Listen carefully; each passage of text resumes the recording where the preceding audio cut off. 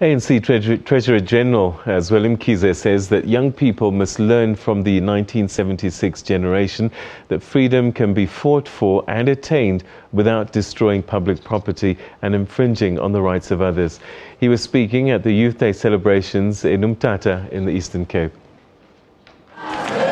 Young people gathered to hear, to reflect.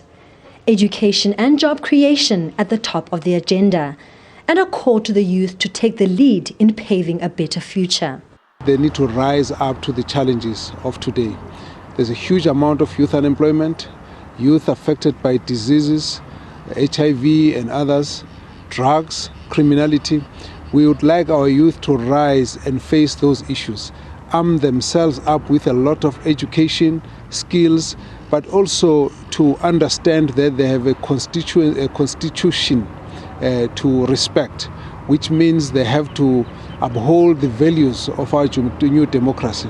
We would like them to build a society wherein there's a respect for lives, for human rights, for property. While recognizing the contribution of those who fought for their freedom, today's youth say unemployment and free education are issues that cannot be ignored.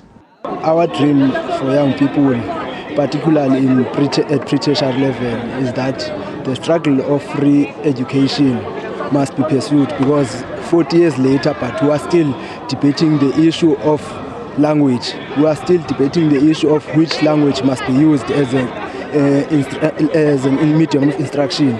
We don't need to seek job these days, have only that mindset, but to think as entrepreneurs, because to address the issues of unemployment, you cannot go back and say, I want to be employed. Now start to open your mind, extend your thinking, think out of the box, because to address the issues of unemployment today, we have to create business people as young people. We need to start thinking fresh ideas. Youth Day, it means that also youth was part of the struggle, fighting for our education. And it means a lot to us because there are people who lost their lives fighting for our education and our rights.